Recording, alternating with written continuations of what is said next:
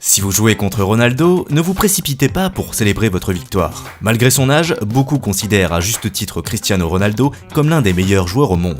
Mais, malheureusement, son équipe ne quitte pas toujours victorieusement le terrain. Cependant, lorsque Cristiano ne parvient pas à marquer lors d'un match, il aborde toujours le suivant en redoublant d'énergie. C'est de cela dont nous parlerons aujourd'hui. Il vaut mieux ne pas célébrer trop tôt une victoire sur l'équipe de Ronaldo, et encore plus éviter de le mettre en colère avec toutes sortes de gestes. C'est parti!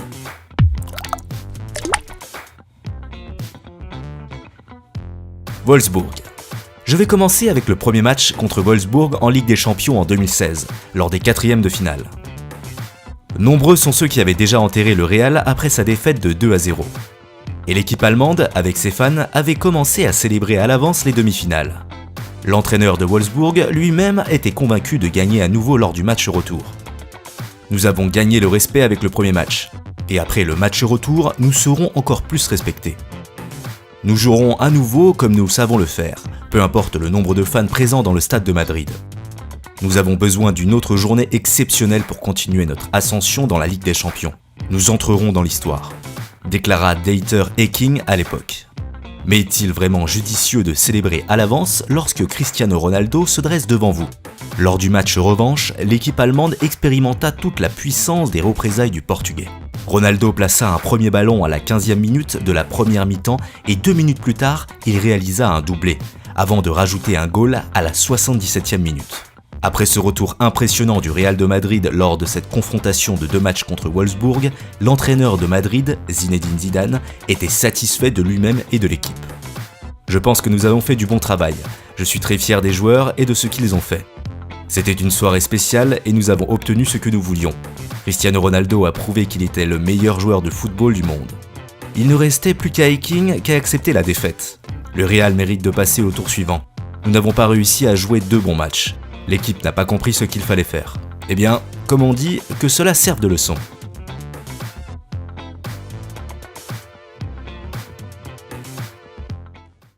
Atlético.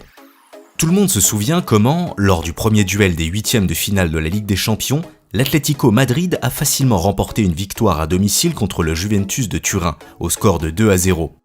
Certes, l'Atlético ne s'était pas montré supérieur au Bianconeri qu'au cours de la seconde mi-temps, mais le résultat était indéniable.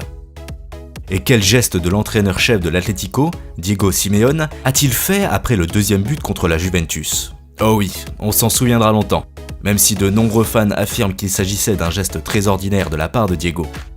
Mais Ronaldo en pensait autrement, et il n'avait pas l'intention de faire comme si rien ne s'était passé. Le vieux senior s'est précipité au combat immédiatement après le coup de sifflet de départ, et a réussi à marquer un but dans les 5 premières minutes. Mais le juge l'a annulé en raison d'une faute. Puis le jeu s'est calmé, le ballon était principalement entre les mains de la Juve, et à la 27e minute, cela a donné un premier résultat. Federico Bernardeschi a frappé le ballon de loin et Cristiano Ronaldo l'a redirigé vers le filet. À la 48e minute, Cristiano a de nouveau réussi un goal avec la tête après une remise de Cancelo. Le but a pu être officialisé grâce au célèbre système de vérification. Le gardien de but des Matelassiers pensait qu'il avait effectué l'arrêt, mais non. Dans les dernières minutes du match, l'arbitre a accordé un penalty. Et qui effectua le tir ? Bien sûr, Ronaldo, qui régla son compte à l'Atlético avec un coup renversant. Score final, 3-0. Après la victoire, le Portugais a répété le geste de l'entraîneur-chef de l'Atlético. Il a réuni ses mains dans la zone de l'aine en se tournant vers les tribunes. Les fans ont accueilli le geste avec des applaudissements tonitruants. Diego commenta la défaite comme suit. Cristiano Ronaldo est le meilleur au monde.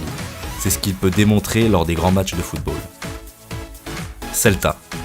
Peu de gens se souviennent comment le Real a affronté le Celta lors des 8e de finale de la Coupe Royale d'Espagne en 2013.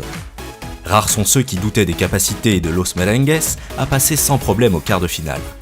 Mais à la surprise générale, le Celta a battu ses invités de la capitale au score de 2-1. Mais le Real a pris sa revanche au Santiago Bernabéu. Lors de ce match retour, le Celta est apparu comme une équipe combative et ne craignant pas les vedettes. Mais cela pouvait-il aider contre un Cristiano assoiffé de vengeance ? Non. Le Portugais a alors réussi un triplé et le score final fut de 4-0 pour les joueurs du Real. C'est tout pour aujourd'hui, mes amis. Écrivez dans les commentaires quels sont pour vous les moments de revanche de Ronaldo les plus mémorables. Et n'oubliez pas d'aimer et de vous abonner à la chaîne. À très bientôt.